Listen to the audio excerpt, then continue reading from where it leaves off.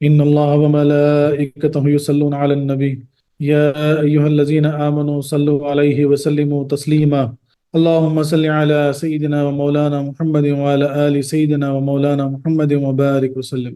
أعوذ بالله من الشيطان الرجيم. بسم الله الرحمن الرحيم. ختم الله على قلوبهم وعلى سمعهم وعلى أبصارهم غشاوة ولهم عذاب عظيم. یہاں پہ سورہ بقرہ کا الحمدللہ 7 آیتیں اور ایک رکوع، یعنی 7 آیتیں یہاں پہ پوری ہو جاتی ہیں. اب اس کے جو معنی ہیں، لفظ بلفظ کے جو معنی ہم دیکھتے ہیں، اگر وہ معنی ہم دیکھیں تو مہر کر دی خدا اوپر دلوں ان کے، اور اوپر کانوں ان کے، اور اوپر آنکھوں ان کے پردہ، اور لیے ان کے سزا بڑی. یہ ورڈ بائی ورڈ جو ٹرانسلیشن ہے، تفسیر میں جو لکھا جاتا ہے اس کا وہ ہے کہ اللہ نے ان کے دلوں پر اور کانوں پر مہر کر دی ہے.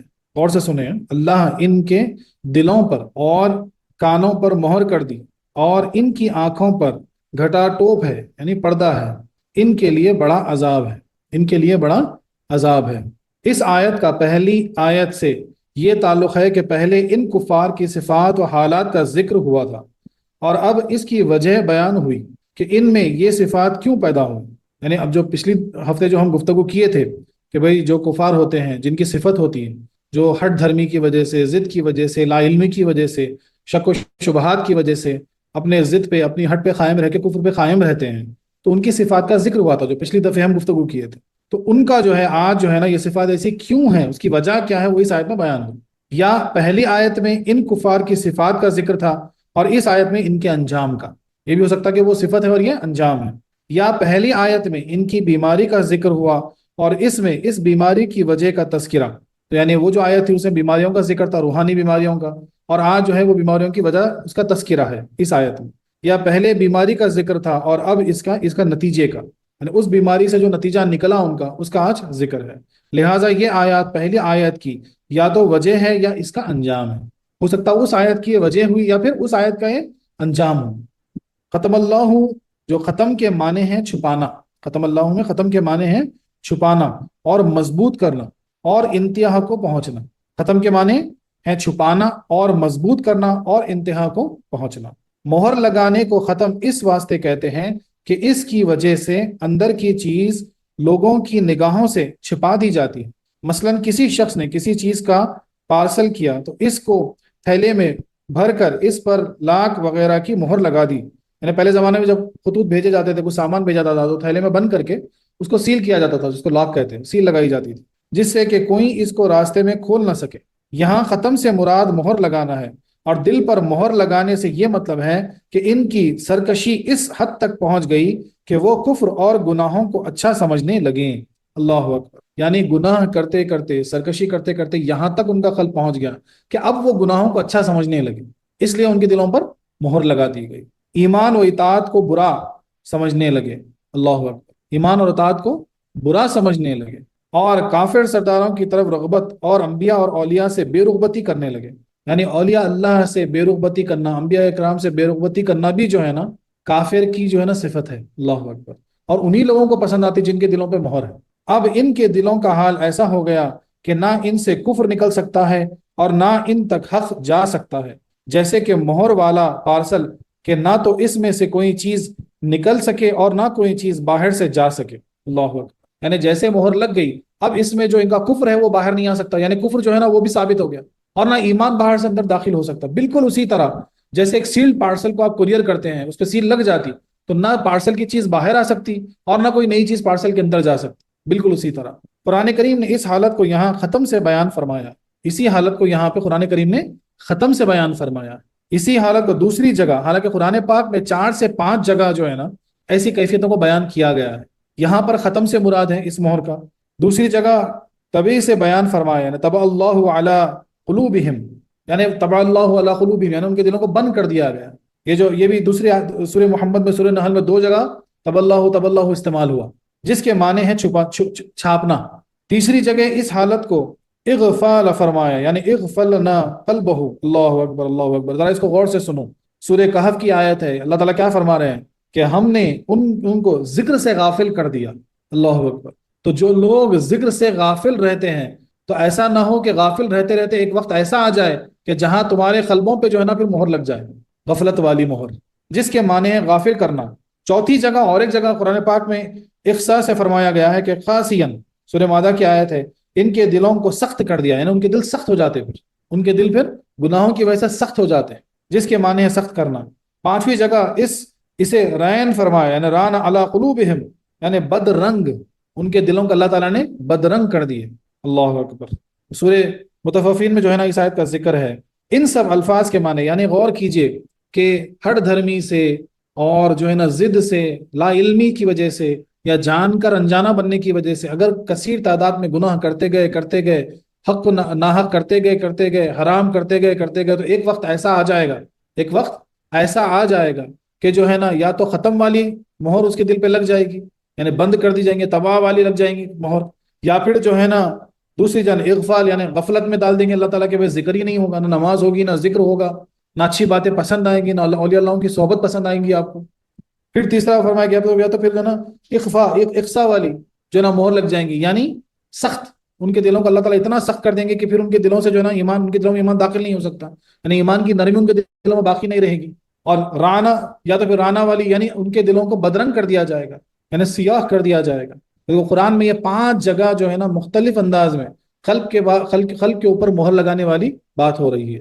ان سب الفاظ کے معنی قریب ایک ہی ہیں۔ دل پر کفر کی مہر لگ جانا حقیقت میں عذاب الہی ہے، یعنی کوئی بھی یہ مہر، 5 مہروں میں سے کوئی بھی مہر اللہ نہ کرے اگر ہمارے قلب پہ لگ جاتی ہے تو پھر وہاں پر ایمان کی روشنی داخل نہیں ہو سکتی، پھر وہ یا تو دل سخت ہو جائے گا، یا تو بدرنگ ہو جائے گا، یا تو جو ہے نا بند ہو جائے گا، یا تو پھر جو ہے نا سخت ہو جائے گا، پھر اس کے اندر جو ہے نا ایمان کی روشنی داخل ہو نہیں سکتی، نرمی داخل ہو نہیں سکتی ایمان کی۔ اب وہ کفر نہ اس سے نکلے گا، نہ وہ حرام اس سے نکلے گا۔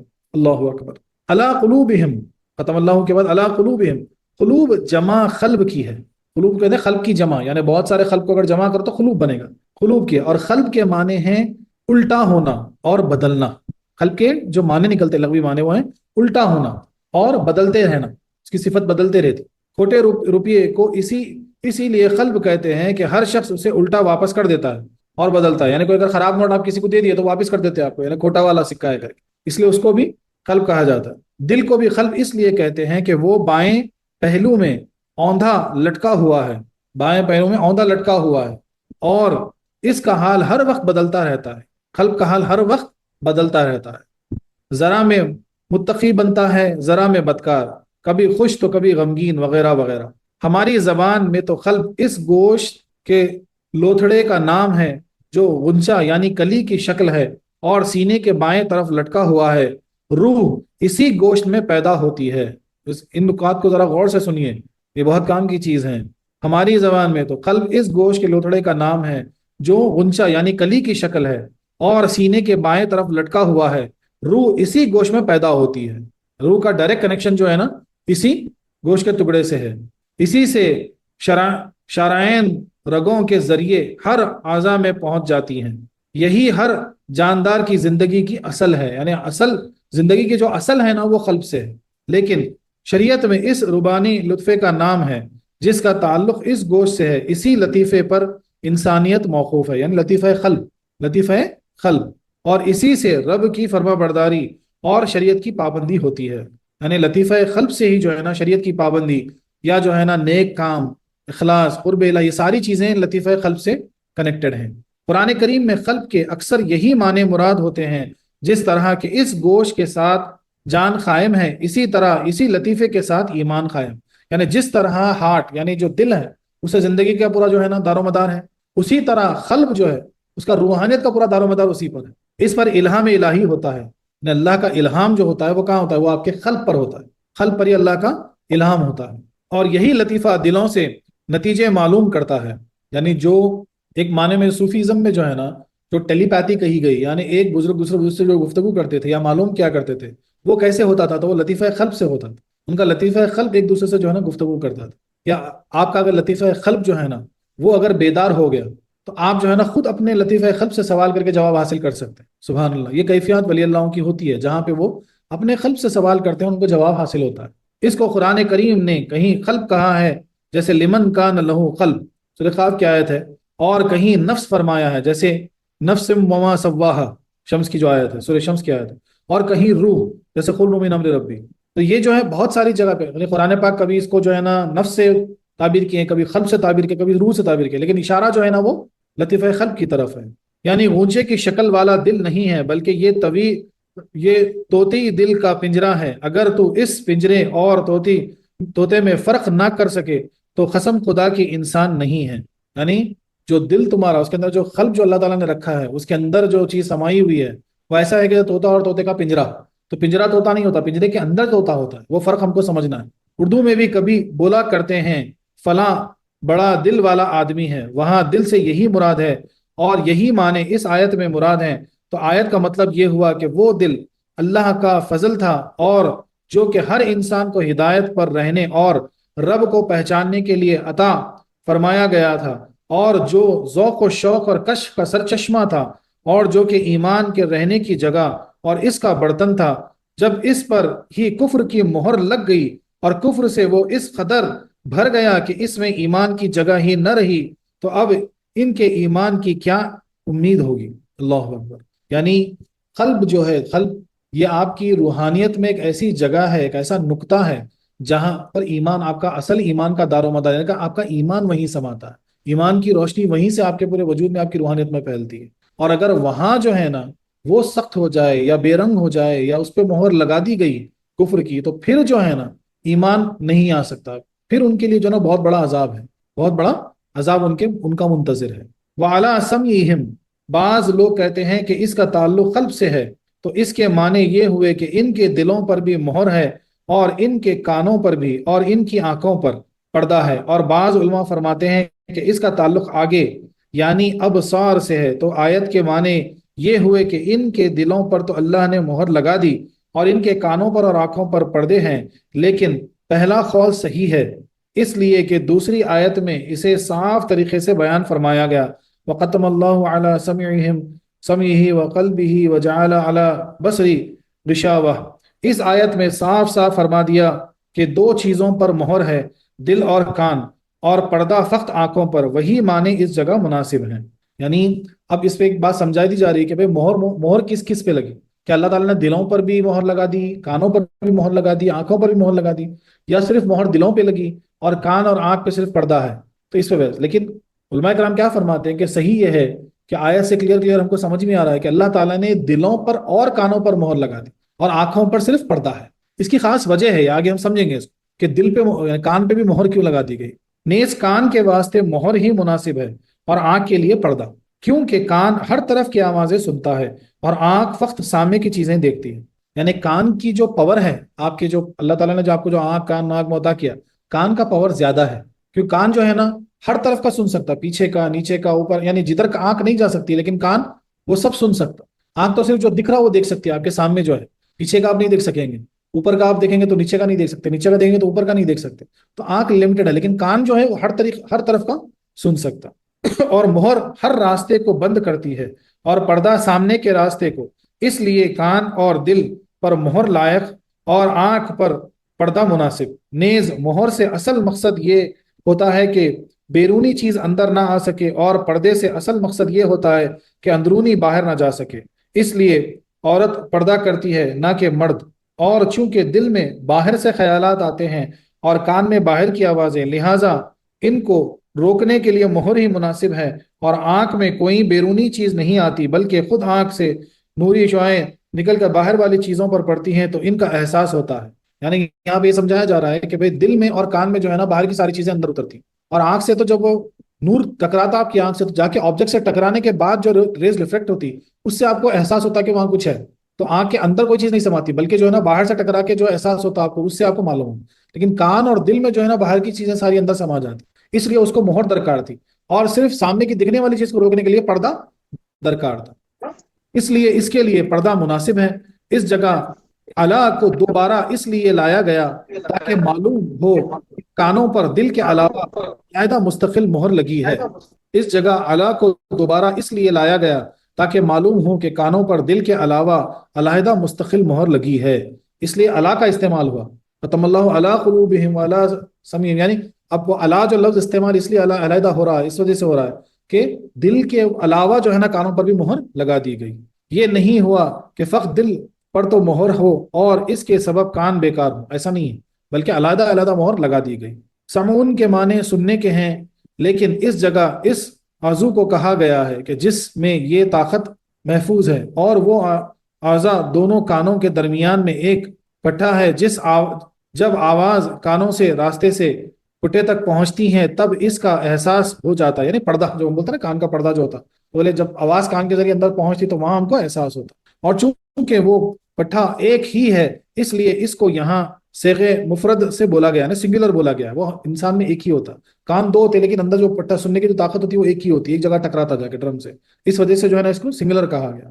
سبحان اللہ، کیا نفیس ترتیب ہے کہ دل ایمان و کفر کا طرف تھا، اس کا ذکر پہلے ہوا، اور کان اور آنکھیں ایمان کا راستہ، کیونکہ کان کے ذریعے قرآن کریم کی آیتیں، نصیحتیں اور ہدایتیں دل تک پہنچتی ہیں اور دل انہیں قبول کر کے ایمان لاتا ہے۔ اسی طرح آنکھوں سے قرآن کریم، نبی کریم صلی اللہ علیہ وسلم کا چہرہ پاک اور معجزات، حق تعالیٰ کی قدرت کے نمونے دیکھے جاتے ہیں، دل ان کو مان کر ایمان لاتا ہے۔ یعنی جو ترتیب بتائی گئی، سبحان اللہ سبحان اللہ، کیا خوب بتائی گئی کہ جو ایمان کا تعلق ہے، جو ایکسیپٹ کرتے ہیں آپ، وہ کہاں سے؟ وہ قلب سے، آنکھ سے، کان سے نہیں۔ آنکھ اور کان دونوں راستے ہیں۔ کان سے آپ جب قرآن پاک کی آیتیں سنتے ہیں، جیسا آپ اس وقت درس سن رہے ہیں، قرآن پاک کا تفسیر سن رہے ہیں آپ، تو جو بھی آپ کو ہدایت مل رہی ہے کان سے سن کے آپ کہاں تک پہنچا رہے ہیں؟ اپنے قلب تک پہنچا رہے ہیں۔ ویسے ہی کبھی آپ اگر قرآن پاک کی آیتیں دیکھتے ہوں، یا نبی کریم صلی اللہ علیہ وسلم کا دیدار آپ کو نصیب ہوتا ہے، یا پھر جو ہے نا ولی اللہ کا چہرہ آپ دیکھتے ہیں، تو آنکھیں جو ہے نا پھر اس کو تسلیم کر کے آپ کے دل تک وہ روشنی پہنچاتی ہیں، وہ چاشنی پہنچاتی ہیں، دل آپ کا اس کو قبول کر کے جو ہے نا پھر آپ کی ایمان کی تازگی پیدا کرتا ہے۔ اس لیے جو ہے نا دل کا ذکر پہلے ہوا، پہلے دل کو بند کر دیا گیا، بعد میں راستے بھی بند کر دیے گئے۔ تو گویا دل بادشاہ ہوا اور یہ اعضا اس کے خادم، بے شک دل جو ہے آپ کا بادشاہ ہوا، آنکھ اور کان اس کے خادم ہوئے۔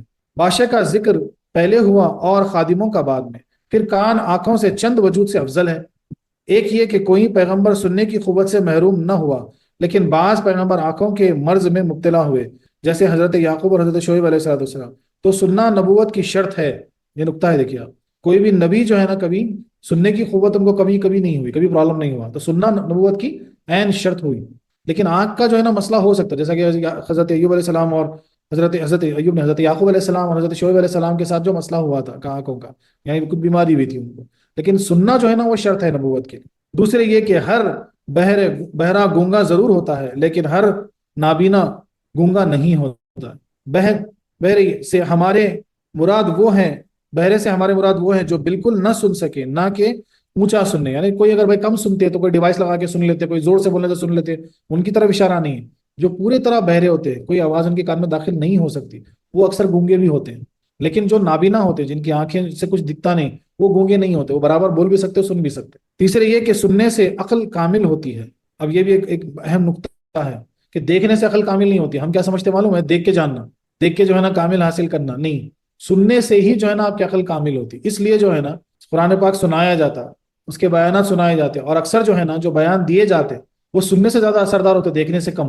چوتھے یہ کہ آنکھ اپنے دیکھنے میں درمیانی روشنی کی محتاج ہے، کہ نہ تو یہ تاریکی میں کام کر سکے اور نہ بہت تیز روشنی کو برداشت کر سکے۔ اب دیکھو، آنکھ مکمل اندھیرا ہو جائے تو کام نہیں کر سکتی، دیکھ نہیں سکتی، اسی طرح بہت زیادہ اجالا اگر آنکھ پر پڑے تب بھی آپ کی آنکھ نہیں دیکھ سکتی۔ مگر کان کے سننے میں یہ کوئی شرط نہیں، چھٹے یا کہ تبلیغ اکثر و بیشتر کان اور زبان کے ذریعے ہوتی ہے، کہ نبی کریم صلی اللہ علیہ وسلم سے فرمایا سنے اور لوگوں سے بیان کیے جاتے ہیں، اس لیے کان کو آنکھ سے پہلے بیان کیا گیا۔ تفسیر عزیز میں، تفسیر روح البیان میں یہی کہ کان کی جو ہے نا فضیلت آنکھ سے زیادہ ہے، اس لیے یہاں پر اس آیت میں اللہ تعالیٰ جو ہے بولے کہ پہلے مہر دلوں پہ لگ گئی، پھر کانوں پہ مہر لگ گئی، اور آنکھ پہ پردے پڑ گئے۔ وَعَلَىٰ أَبْصَارِهِمْ، یہ جملہ علیحدہ ہے، اور اس کے معنی یہ ہے کہ ان کی آنکھوں پر پردے ہیں۔ ابصار جمع بصیر کی ہے، یعنی دیکھنے کو جو بولتا ہے نا بصیر، اس کو بہت سارے دیکھنے والوں کو ابصار کہیں گے، جس کے معنی ہے دیکھنا، لیکن یہاں مراد ہے آنکھیں جن میں کہ دیکھنے کی طاقت ہے۔ غشاوتن سے مراد پردہ ہے، کہ جو لوگوں کو نظر نہ آئے مگر خود دیکھنے والے کے لیے آڑ بن جائے، جس کی وجہ سے کہ وہ آیات الہیہ صحیح طور پر نہ دیکھ سکیں۔ وَلَهُمْ عَذَابٌ عَظِيمٌ، اب عذاب جو ہے، عذاب سے بنا ہے۔ عذاب کے معنی ہے روکنا۔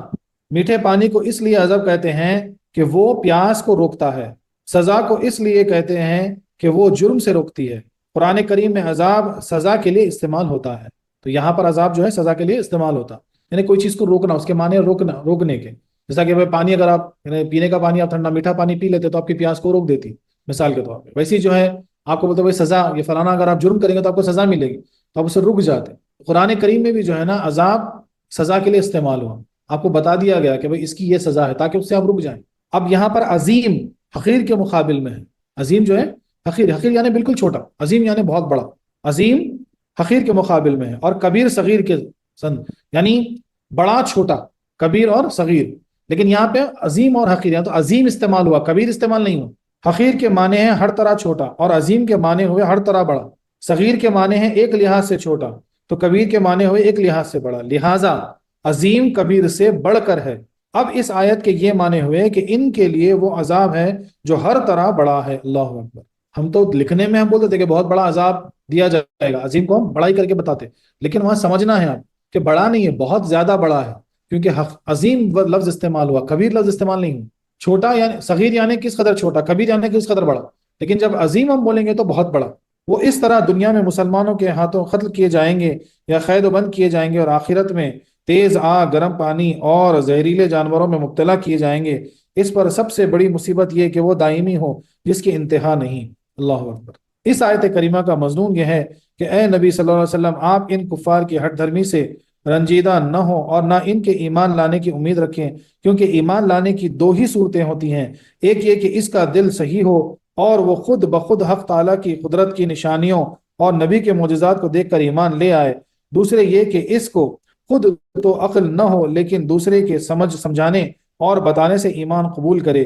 یہ کفار ان دونوں چیزوں سے محروم ہیں، کیونکہ ان کی ضد اور ہٹ نے ان کے دل کو اس قابل نہ رکھا کہ اس میں سے کوئی صحیح بات سوچ سمجھ سکیں، اور کان اور آنکھوں کو ایسا متعلق کر دیا کہ جن سے وہ حق کی آواز سنتے نہیں اور حق کی آیات دیکھتے نہیں. چونکہ ایمان لانے کے سارے اسباب ان کے لیے ختم ہو چکے ہیں، اس لیے اب ان کے ایمان کی امید نہ فرمائیں. اور یہ بھی ہے کہ دل ایمان کا مکان اور آنکھ کان ایمان کے راستے. جب راستے بھی بند ہو چکے ہیں اور مکان بھی ایمان کے آنے کے لائق نہ رہا، تو اب انہیں ایمان کیوں کر میسر ہو. یعنی پورا ایک سمری کی طرح آپ کو سمجھا دیا گیا کہ پہلے کی آیات ملا کے جو ہے نا اللہ تعالیٰ کیا فرما رہے ہیں کہ بھئی جب ایمان، اصل ایمان کا جو گھر ہے وہ قلب ہے، اور اسی کو اگر بند کر دیا جائے اور وہاں ایمان آنے کے جو راستے ہیں ان راستوں کو بھی بند کر دیا جائے تو اب وہاں ایمان آ نہیں سکتا. بولے اب وہ چھوڑ دو. اگر ان کے پاس تھوڑی بھی عقل ہوتی، تھوڑا بھی اگر وہ اپنی ضد اور ہٹ درمی کو چھوڑ دیتے، تو اللہ کی جو یعنی سارا عالم جو اللہ تعالیٰ کی کئی نشانیاں جو عالم میں موجود ہیں انہیں دیکھ کر، معجزات دیکھ کر. اب سب سے بڑا معجزہ قرآن کریم ہے جو نبی کریم صلی اللہ علیہ وسلم کا سب سے بڑا معجزہ ہے. اگر کوئی قرآن کو دیکھ کر، قرآن کو پڑھ کر سمجھ کر بھی جو ہے نا اگر متقی نہ ہوا، وہ جو ہے نا ایمان پر قائم نہ ہوا، تو پھر سمجھو کہ اس کا دل سخت ہے. کیونکہ سب دیکھنے کے بعد بھی اس کی ضد، اس کی ہٹ دھرمی، اس کے خیال، اس کی نفسانی جو ہے نا لاجک آج کل ہوتا ہے نا اکثر بہت زیادہ ہے کہ بھائی لاجک استعمال وہ زیادہ ہوتا. مولانا گوگل جو ہے نا بہت بڑے مولانا ہو گئے آج کل. ہر کوئی جو ہے نا اپنے حساب سے مولانا گوگل پہ سرچ کر لیتے اور اپنی اپنی لاجک لگا لیتے. تو اگر اس پر آپ وہ ضد پر اور وہ ہٹ پر اگر قائم ہیں تو پھر جو ہے نا ایمان داخل ہو نہیں سکتا. یا تو پھر وہی یعنی اللہ نہ کرے وہ ہوگا کہ بھئی یا تو ایک جو ہے نا یا تو ختم والی مہر اس پہ لگے گی، یا پھر بدرنگ کر دیا جائے گا، یا پھر جو ہے نا اسے سخت کر دیا جائے گا جو ہم جیسا پڑھے تھے، یا پھر جو ہے نا اس کو جو ہے نا بند کر دیا جائے گا، اس پہ مہر لگا دی جائے گی. علماء کرام فرماتے ہیں کہ گناہوں کی اصل تین چیزیں ہیں. اس کو غور سے سنیے. گناہوں کی اصل تین چیزیں ہیں. اچھا یہاں پہ ایک چیز میں بتاتا چلوں کہ پوری دنیا میں جو ہے نا صرف دو طرح کے مہر ہیں. ایک ہے اب جو مہر ہم پڑھ رہے ہیں، ختم اللہ علی قلوبہم والی مہر، اللہ کی مہر. اور ایک ہے کلمہ طیب والی مہر، لا الہ الا اللہ محمد رسول اللہ والی مہر. تو سیدھی بات ہے، جن کے قلبوں پہ لا الہ الا اللہ محمد رسول اللہ والی مہر لگ گئی وہ کامیاب ہے، وہ روشن ہے. کیوں کہ صحابہ کرام نبی کریم صلی اللہ علیہ وسلم فرمات پوچھے ہیں، سوال کیے ہیں کہ یا رسول اللہ صلی اللہ علیہ وسلم، بولے قیامت کے دن حشر کے میدان میں آدم علیہ السلام سے لے کے جو ہے نا ہر وہ جو ہے نا امت وہاں موجود ہوگی، ہر نبی کی امت وہاں ہوگی، اتنے لوگ، آپ اپنی امت کو کیسے پہچانیں گے؟ تب نبی کریم صلی اللہ علیہ وسلم بولے کہ بہت آسان ہے. بولے یہ جو میری پشت پہ جو مہر ہے، کلمے کی مہر، یہ جن کے سینوں میں اتر گئی، جن کے قلبوں میں اتر گئی، بولے ان کے قلب، ان کے سینے چمک اٹھیں گے اور بڑی آسانی سے میں پہچان لوں گا میری امت میں سے. سبحان اللہ سبحان اللہ. تو یہ دو مہر ہیں. تو ہماری خوش نصیبی ہے کہ پیر نے ہم کو لا الہ الا اللہ محمد رسول اللہ والی مہر جو ہے نا ہم کو ذکر روحی کے ساتھ ہمارے قلبوں میں جو ہے نا اس کو اتار دیے. اب اس کو پابندی سے اس ذکر کو پکڑ کے جو ہے نا ذکر روحی کے ذریعے اس مہر سے اپنے قلبوں کو اگر ہم روشن کرتے جائیں گے تو ایمان سے جو ہے نا ایسے روشن ہو جائیں گے کہ انشاءاللہ اس دنیا میں بھی کامیاب اور اس دنیا میں بھی سرخرو ہو جائیں گے. تو یہاں پہ اب علماء کرام کیا سمجھانا چاہتے ہیں کہ بھئی یہ مہریں کیوں لگتی ہیں. اب اس کو ایک بات سمجھیے کہ بھئی جب آپ کوئی گناہ میں ملوث ہوتے ہیں، کوئی حرام کام کرتے ہیں، کوئی غلط کام کرتے ہیں، تو فوری جو ہے نا استغفار اور توبہ لازم ہے. لیکن اگر ہم اس پہ مطمئن ہو جائیں کہ جو کیا میں نے کیا بھائی، کہیں کا استغفار کہیں کی توبہ بولے، ضرورت تھی میں کر لیا، اگر اس پہ ہم ہٹ دھرمی میں آ جائیں، ضد میں آ جائیں، تو پھر یہ حال ہوگا کہ قلب آہستہ آہستہ جو ہے نا ایک دم مہر نہیں لگتی، رفتہ رفتہ رفتہ رفتہ ہوتے ہوتے ہوتے ہوتے جو ہے نا پھر ایک وقت ایسا آتا جہاں پہ وہ سخت ہو جاتی، جہاں بدرنگ ہو جاتی ہے، اس پہ مہر لگا دی جاتی. اللہ اکبر. تو علماء کرام فرماتے ہیں کہ گناہوں یعنی بہت زیادہ گناہ جو کرتے ہیں، ہمیشہ جو لغزش میں پڑے رہتے ہیں، گناہوں میں ملوث رہتے ہیں، ان کا جو قلب ہے نا وہ آہستہ آہستہ سیاہ ہوتے رہتا، آہستہ آہستہ بدرنگ ہوتے رہتے. اور گناہوں کی اصل تین چیزیں ہیں، مین جڑ جو ہے گناہوں کی وہ تین چیزوں سے. پہلی ہرس، پہلی کیا ہے چیز؟ ہرس ہے.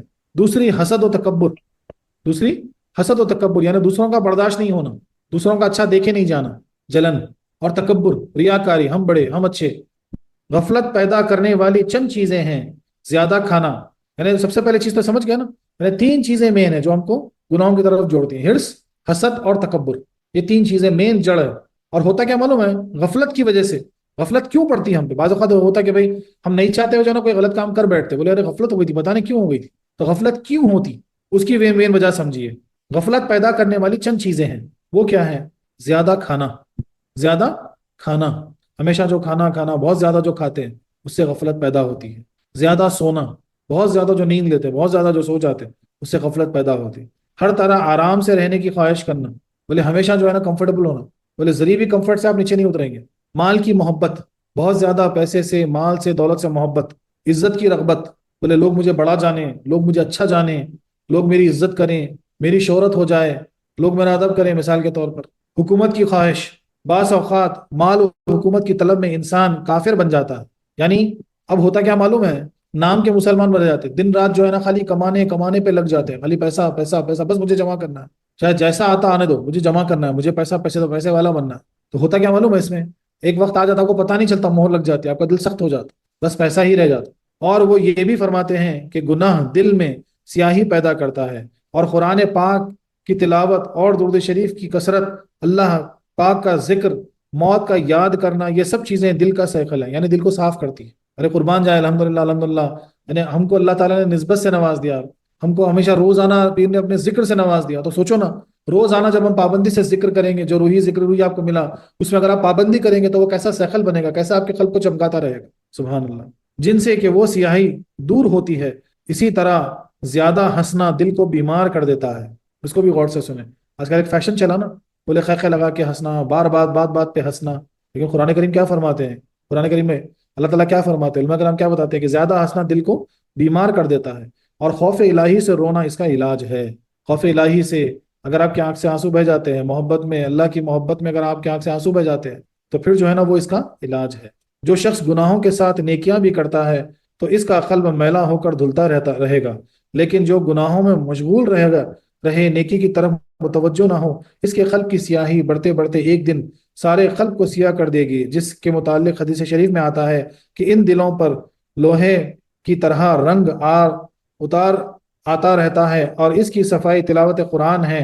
اس سیاہ قلب کو صاف کرنے کے لیے ایک عرصہ اور کافی محنت چاہیے. ہاں اگر کسی اللہ والے کی اس پر نگاہ کرم پڑ جائے تو وہ آنن فانن اس قلب کو صاف کر دیتی ہے. اللہ اکبر. یعنی جب گناہوں سے جو ہے نا گناہوں میں پڑ جاتے ہیں تو قلب کو سیاہ کر دیتے گناہ. قلب کا رنگت جو ہے نا بالکل جیسا لوہے کو زنگ پکڑتا نا ویسا. اور اس کی صفائی کیا ہے؟ تو وہ قرآن پاک کی تلاوت ہے، اللہ کا ذکر ہے، اچھے اعمال ہے. لیکن وہ آہستہ آہستہ ہوتے. لیکن یہاں کیا فرما رہے ہیں یعنی علماء کرام کیا فرما رہے ہیں کہ کوئی اللہ کے ولی ہوں، کوئی اللہ کا برگزیدہ بندہ ہو، اس کی نظر آپ کے قلب پہ پڑ جائے تو جھٹ سے جو ہے نا وہ آپ کا قلب چمک سکتا ہے، صاف ہو سکتا ہے. سبحان اللہ سبحان اللہ. اس کے متعلق اعلیٰ حضرت فرماتے ہیں تو جو چاہے تو ابھی میل میرے دل کی دھلے، کہ خدا دل نہیں کرتا کبھی میلا تیرا. سبحان اللہ سبحان اللہ. مگر جس دل کی سیاہی اللہ والے کی نگاہ سے بھی دور نہ ہو، جس دل کی سیاہی اللہ والے کے نظر سے بھی جو ہے نا دور نہ ہو، تو یقیناً اس پر مہر لگ چکی. اس طرف اس شعر میں اشارہ ہے کہ بخدا خدا کا یہی ہے در، نہیں اور کوئی مفر مقر، جو وہاں سے ہو یہی آ کے ہو، جو یہاں نہیں تو وہاں نہیں. اللہ اکبر اللہ اکبر. خیال رہے کہ گناہوں سے آہستگی سے دل میلا ہوتا ہے، اور میلا دل عبادت کے ذریعے آہستہ آہستہ صاف ہوتا ہے، مگر نبی کی عداوت سے کبھی ایک دم مہر لگ جاتی ہے۔ اللہ اکبر، اس کو بھی غور سے سنیں بھائی۔ جس طرح نبی کی نظر سے، ولی کی نظر سے، اللہ کے برگزیدہ بندے کی نظر سے آپ کا دل ایک لمحے میں صاف ہو سکتا، تو اسی طریقے سے عداوت نبی، عداوت انبیاء سے ایک لمحے میں مہر لگ سکتی۔ جیسے شیطان کے دل پر حضرت آدم کے بغض سے اچانک مہر لگ گئی، آدم علیہ السلام یعنی شیطان کے دل پہ جو ہے کل پہ اچانک آدم علیہ السلام کے بغض تھا نا، تو ایک لمحے میں جو ہے نا مہر لگ گئی، ملعون ہو گیا، مردود ہو گیا۔ اور موسیٰ علیہ السلام کہ جادوگروں کا میل دل، جو میلا دل تھا ان کا جادوگروں کا، تو نگاہ کلیمی سے اچانک اجلا ہو گیا، یعنی سارے جادوگر ایمان لانے تھے، ایک لمحے میں آپ کی نظر پڑی تو سارے میلے دل جو ہے نا اجلے ہو گئے۔ معلوم ہوا کہ عداوت نبی بدترین کفر ہے، اور نگاہ ولی بہترین نعمت ہے۔ کیا فرماتے ہیں؟ معلوم ہوا کہ عداوت نبی بدترین کفر ہے اور نگاہ ولی بہترین نعمت ہے۔ سبحان اللہ، سبحان اللہ۔ یعنی اب یہاں تک یہ چیز ہم کو سمجھنا ہے کہ بھئی اگر ہم سے کوئی غلطی سرزد ہو جائے، کوئی گناہ سرزد ہو جائے، تو فوری اس سے توبہ استغفار کر کے جو ہے نا اپنے آپ کو پلٹ لینا ہے، اور اللہ کے ذکر میں تھوڑی کثرت کرنا ہے، قرآن شریف کی تلاوت میں اس کو یعنی قرآن شریف کو سمجھنے میں کثرت کرنا ہے، تاکہ جو ہے نا آہستہ آہستہ پھر وہ میل ہمارے قلبوں کا دھلتا رہے۔ ایسا نہ ہو کہ سارا قلب بھی سیاہ ہو جائے، بے رنگ ہو جائے، بدرنگ ہو جائے۔ تو اس سے پہلے یہ کوشش کرنا ہے۔ اور اگر گناہ میں ہم کو مزہ مل رہا، ہم گناہ کرنے کے بعد اس سے مزے لے رہے کہ ہم کو گناہ نہیں لگ رہا، تو سمجھ لو کہ پھر خرابی ہے، ہم بہت آگے بڑھ گئے، ہمارا قلب جو ہے نا بس اب مہر لگنے والی ہے۔ اللہ نہ کرے کہ مہر لگ جائے اور ہم توبہ اور مغفرت کے جو ہے نا مردود نہ ہو جائیں، توبہ اور مغفرت سے مردود نہ ہو جائیں۔ اس سے پہلے توبہ لازم ہے، مغفرت لازم ہے۔ اب تفسیر صوفیہ میں صوفیہ کرام کیا فرماتے ہیں؟ صوفیہ کرام فرماتے ہیں کہ حق تعالیٰ نے میثاق کے دن، یعنی ازل میں جب آدم علیہ السلام کی پشت سے سارے انسانوں کو نکالا گیا تو انسانوں کو ذروں کی شکل میں ظاہر فرما کر ان سے اپنی ربوبیت کا عہد لیا، پھر ان ذروں کو دلوں کو جسموں کو دنیا میں امانت کے طور پر رکھا۔ یہ ذرے تا وقت ولادت دلوں کے روزن یعنی سوراخوں سے جو لطائف ہوتے ہیں نا اس سے ہیں، جن کے ذریعے دل کو عالم الغیب نظر آتا رہا اور وہاں کی آوازیں محسوس ہوتی رہیں۔ اس لیے روایت میں آتا ہے کہ ہر بچہ اسلام پر پیدا ہوتا ہے، دنیا میں ہر پیدا ہونے والا بچہ وہ اسلام پہ پیدا ہوتا ہے، اس کے ماں باپ اس کو یہودی، عیسائی یا مجوسی بنا دیتے ہیں۔ جب ہوش سنبھال کر انسان بری صحبتوں میں بیٹھتا، آہستہ آہستہ روزن بند ہوتے جاتے ہیں۔ اب اس کو غور کیجئے، پچھلی دفعہ بھی اس آیت میں ہم دیکھے تھے کہ بھئی جو بری صحبت ہے، جو برے دوست ہیں، جو برے یار ہیں، ان سے بچنا چاہیے، کہ یہ بہت نقصان دہ چیز ہے بھئی، یہ بہت نقصان پہنچاتی ہے ہم۔ دیکھو آج بھی اس کا ہی تذکرہ ہو رہا کہ بھئی جب بری صحبت میں، بری سنگت میں آپ رہتے تو آہستہ آہستہ جو ہے نا وہ خلق کو خراب کرتے جاتے۔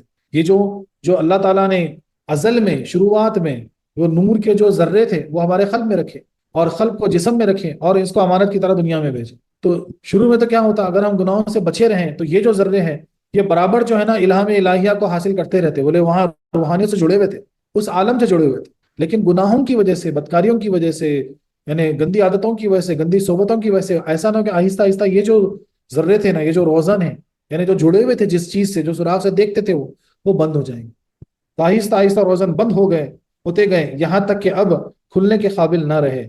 تو اس لیے جو ہے نا سب سے پہلے جب آپ بیعت ہوتے، راہ تصوف میں بھی جب آتے ہیں تو جو ذکر کروائے جاتے ہیں، جیسا کئی بار آپ لوگ بہت سارے لوگ اس میں جو آج تفسیر سن رہے ہیں یہ بھی تجربہ کیے ہوں گے کہ اپن جو ہے نا ڈائنامک میڈیٹیشن وغیرہ کیے بہت زیادہ، وہ اس لیے کرتے ہیں کہ وہ ایک لہجے میں جو ہے نا ہمارے ان چھوٹے چھوٹے جو اندر جو روزے تھے، یعنی جو سراغ جو لطائف تھے، اس کو ہم بیدار کر رہے ہیں، تاکہ جو ہے نا پھر ہم جو ہے نا عالم ارواح سے، عالم ازل سے جو ہے نا ہم جڑ سکیں۔ اسی حالت کا اس آیت میں بیان ہے۔ اب اس شخص کے پاس بصارت رہ گئی، بصیرت نہ رہی۔ لیکن اگر ہم اس میں ناکام ہو جاتے ہیں، اگر ہمارے جو روزے ہیں وہ بند ہو جاتے ہیں مثال کے طور پر، تب پھر جو ہے نا ہماری حالت ایسی ہوگی، آنکھ سے دکھ تو رہا ہے لیکن بصیرت نہیں رہی۔ دیکھنے کو بصارت کہیں گے، بصیرت کس کو کہیں گے؟ جو ہم باطن کو دیکھ سکتے ہیں، روحانیت کو دیکھ سکتے ہیں، اللہ تبارک و تعالیٰ کے نور کا جو ہے نا مشاہدہ کر سکتے ہیں، وہ پھر باقی نہیں رہی۔ ایک بزرگ نے فرمایا کہ جو مجھے دیکھ لے وہ جنتی ہو جائے۔ اب یہاں پہ ایک مثال ہے کہ ایک بزرگ فرماتے ہیں کہ جو مجھے دیکھ لے وہ جنتی ہو جائے۔ معترض یعنی ایک شخص نے اعتراض کیا کہ بھائی ابو جہل تو رسول اللہ صلی اللہ علیہ وسلم کو دیکھ کر جنتی نہ بنے، لوگ آپ کو دیکھ کر جنتی کیسے بن جائیں گے؟ اللہ اکبر، دیکھو سوال دیکھو۔ ایک اولیاء کرام، ایک بزرگ فرماتے ہیں کہ بھائی جو مجھے دیکھ لے جنتی ہو جائے، تو وہاں پہ ایک سوال ہو گیا کہ بھائی ابو جہل تو اللہ کی سب سے بڑی نعمت، سب سے بڑی برکت سارے عالموں کے نبی کریم صلی اللہ علیہ وسلم کو دیکھا، بولے وہ جنتی نہیں ہوا تو آپ کو دیکھ کے جنتی کیسے ہو جائیں گے؟ سوال بھی بڑا زبردست، جواب سنیے۔ انہوں نے جواب دیا، قسم رب کی، ابو جہل نے محمد رسول اللہ کو نہ دیکھا بلکہ محمد ابن عبداللہ کو دیکھا۔ اللہ اکبر، اگر محمد رسول اللہ کو دیکھ لیتا تو ممکن نہ تھا کہ جہنم میں جاتا، کیونکہ رسول اللہ کو دیکھنے والی آنکھ جہنم میں جا سکتی ہی نہیں۔ حقیقت یہ ہے کہ حسن لیلا کے لیے دیدہ مجنوں چاہیے۔ سبحان اللہ سبحان اللہ۔ اس لیے جیسا پہلے بھی ذکر ہوا کہ ڈیموگرافک ڈیٹیلز جان لینے سے ایمان نہیں ہے۔ یعنی آپ فلانی تاریخ کو پیدا ہوئے، فلانی جگہ پیدا ہوئے، آپ کے والد کا نام یہ، آپ کی ماں کا نام یہ، آپ کے بھائی یہ، آپ کا یہ، آپ کی عمر اتنی تھی، آپ اتنے سال، یعنی یہ ڈیموگرافک ڈیٹیلز ہے، یہ جاننے سے ایمان کا کوئی تعلق نہیں ہے۔ روحانیت کو جاننے سے جو ہے نا ایمان کا تعلق ہے۔ آپ رسول اللہ ہیں، آپ نور اللہ ہیں، آپ رحمت للعالمین ہیں، آپ حبیب اللہ ہیں۔ سبحان اللہ سبحان اللہ۔ یہ ساری چیزوں سے ایمان کا تعلق۔ تو ابو جہل تو جانا، ڈیموگرافک جانا، محمد بن عبداللہ کو جانا، اس کی نظر اس نور کو نہیں دیکھی، محمد رسول اللہ کو نہیں دیکھی۔ ارے نبی کریم صلی اللہ علیہ وسلم جب معراج سے آئے تو آپ نے صحابہ کرام کو کیا فرمایا؟ بولے میں اللہ کا دیدار کر کے آیا۔ تو صحابہ کرام بولے پھر ہمارے لیے کیا حکم ہے یا رسول اللہ؟ تو آپ نے فرمایا من رانی فقط رحم اللہ، جس نے مجھے دیکھا اس نے آپ کو دیکھا۔ سبحان اللہ سبحان۔ تو وہ محمد رسول اللہ والی بات ہوئی نا، جس نے میرے نور کو دیکھنا اس نے اللہ کو دیکھ لیا۔ اسی آن سارے صحابہ کی معراج ہو گئی ہوگی نا؟ سبحان اللہ سبحان اللہ۔ اور جمال مصطفیٰ صلی اللہ علیہ وسلم کے لیے صدیقی نگاہ درکار ہے۔ اللہ اکبر اللہ اکبر اللہ اکبر، کیا پیاری بات ہے۔ کیا فرمائیں بزرگ، بولتے کہ بھائی اللہ کی قسم، بولے جو محمد رسول اللہ صلی اللہ علیہ وسلم کو دیکھ لے وہ دوزخ میں جا ہی نہیں سکتی۔ پھر آپ کیا فرماتے ہیں کہ بھائی حسن لیلا کو دیکھنے کے لیے دیدہ مجنوں چاہیے، اور محمد مصطفیٰ صلی اللہ علیہ وسلم کے لیے صدیقی نگاہ چاہیے، سچی نگاہ چاہیے۔ اللہ اکبر۔ اب صدیقی مطلب ابوبکر صدیق کی طرف بھی اشارہ ہے، مولا علی کی طرف بھی اشارہ ہے، کیونکہ صدیق اکبر ہے نا۔ صدیق اکبر ابوبکر صدیق رضی اللہ عنہ کو بھی کہا گیا، مولا علی کو بھی صدیق اکبر کہا گیا، اگر پرسنالٹیز کی طرف اشارہ ہو۔ لیکن اگر اس کا باطنی ہم جاننا چاہیں تو وہ کیا ہے؟ بولے سچے بن جاؤ، سچے ہو جاؤ، اپنی زندگیوں میں سچے ہو جاؤ بس، کیونکہ سچی نگاہی جو ہے نا محمد رسول اللہ صلی اللہ علیہ وسلم کا دیدار کر سکتے۔ اللہ اکبر۔ قرآن پاک فرماتا ہے وَتَرَاهُمْ يَنْظُرُونَ إِلَيْكَ وَهُمْ لَا يُبْصِرُونَ، اے محبوب وہ آپ کو دیکھتے تو ہیں مگر دیکھتے نہیں۔ اللہ اکبر۔ قرآن بھی فرما دیا کہ وہ آپ کو دیکھتے تو ہیں لیکن دیکھتے نہیں۔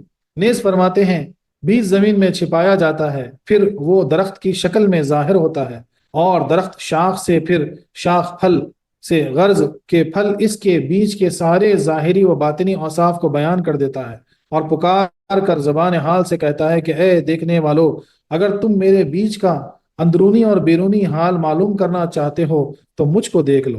اللہ اکبر۔ یعنی کوئی بیج آپ زمین میں لگا دیتے ہیں، اس سے درخت نکلا، شاخیں نکلی، پتے نکلے، سب ہوا، لیکن پھل آئے۔ پھل ہر وہ چیز کا انہیں مکمل یعنی ظاہر کر دیا کہ وہ بیج کون سا تھا۔ بولے آم کا تھا، دیکھو میں آج آم لٹک رہا ہوں یہاں۔ بولے وہ امرود کا تھا، دیکھو میں امرود بن کے آ گیا آج۔ بولے اس میں کتنی مٹھاس تھی، مجھے کھا کے دیکھ لو کتنی مٹھاس تھی۔ بولے اس میں کیا خوشبو تھی، بولے میری خوشبو سن لو تم کو پتہ لگ جائے گا اس میں کیا خوشبو تھی۔ اس میں کیا رنگ و روپ تھے، بولے میرے رنگ و روپ دیکھ لو اس میں کیا رنگ و روپ تھے، تمہیں پتہ چل جائے گا۔ اللہ اکبر اللہ اکبر۔ تو پتہ کیا چلا کہ بیج کا ظہور جو تھا، تخم کا ظہور جو تھا وہ پھل ہے۔ تو ویسے ہی نور الہی کا جو بظاہر جو ہے نا ظہور تھا وہ نور محمدی تھا۔ سبحان اللہ سبحان اللہ۔ تو گویا یہ پھل بیج کے ظہور کا خاتمہ ہے۔ اسی طرح تقدیر الہی کا راز نیک بختی اور بدبختی کا تخم ہے کہ جو اللہ کے علم میں محفوظ ہے، پھر انسان کا وجود وہ درخت جس میں یہ نیک بختی اور بدبختی محفوظ، اس سے اخلاق کی شاخیں نکلیں، اور ان شاخوں میں نیک و بد اعمال اور اقرار و انکار کے پھل لگے۔ ان پھلوں نے ان اسرار الہیہ کو، سبحان اللہ سبحان اللہ، جو اب تک چھپے ہوئے تھے ظاہر فرمایا۔ تو یہ دل اور کانوں کی مہر اور آنکھوں کے پردے ان بھیدوں کا مظہر ہیں۔ سبحان اللہ سبحان اللہ۔ تو کیا پیاری بات ہے۔ دیکھیں اگر انسان جو ہے اللہ کا علم، یعنی اب جو تخم ہے نیکی اور بدبختی کا، جو تخم ہے جو بیج ہے وہ انسان میں چھپا ہوا ہے، پھر انسان کا وجود جو ہے وہ درخت بن گیا، پھر جس میں یہ نیک بختی یا بدبختی محفوظ تھی، اب اس سے اخلاق کی شاخیں نکلی، جو آپ کے اخلاق، آپ کے کردار ہوتے ہیں نا، اس کی شاخیں نکل جاتی، اور ان شاخوں میں نیک و بد اعمال، پھر آپ جو کرتے، نیکی کرتے یا بدی کرتے، جو بھی کرتے، یہ وہ ان پھلوں کی طرح ہے جو اس کا اشارہ دے رہی کہ آپ کے اندر کیا ہے۔ اللہ اکبر اللہ اکبر۔ سبحان اللہ سبحان اللہ۔ بزرگان دین فرماتے ہیں کہ اللہ والوں کی عداوت سے دل میں سختی پیدا ہوتی ہے۔ اللہ والوں کی عداوت سے دل میں سختی پیدا ہوتی ہے، یعنی دشمنی۔ اللہ والوں سے کبھی دشمنی نہ رکھو، بغض نہ رکھو، اور ان سے دشمنی رکھنے کا نتیجہ ہوتا ہے کہ دل میں مہر لگ جاتی ہے، عین ایک دم۔ یعنی گناہ کا کیا ہوتا ہے، آپ گناہ کرتے، آپ کا دل سیاہ ہوتا، اور گناہ اور سیاہ سیاہ ہوتے ہوتے ہوتے مہر لگتی۔ لیکن اگر کسی ولی اللہ سے آپ بغض رکھتے ہیں، عداوت دشمنی رکھتے ہیں، تو مہر ایک دم لگ جاتی کہ پھر اس کو ایمان میسر نہیں ہوتا۔ اس لیے حدیث قدسی میں اشارہ ہے کہ جو کوئی میرے ولی سے عداوت رکھے میں اس کو اعلان جنگ دیتا ہوں۔ اللہ اکبر۔ اسی لیے کہا جاتا ہے کہ محبت کے کفر سے عداوت کا کفر سخت ہے، یعنی ایک شخص کسی نبی کی محبت میں حد سے بڑھ کر کافر ہو گیا جیسے کہ عیسائی، اور دوسرا نبی کی عداوت کی وجہ سے کافر ہو گیا جیسے یہودی، اگرچہ یہ دونوں فرقے اسلام سے خارج ہیں، یعنی دونوں بھی خارج ہیں، لیکن یہودی بمقابلے عیسائیوں کے سخت کافر ہیں۔